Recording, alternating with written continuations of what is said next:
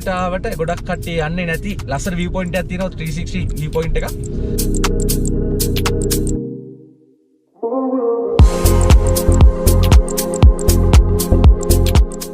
Titanic new version. Titanic.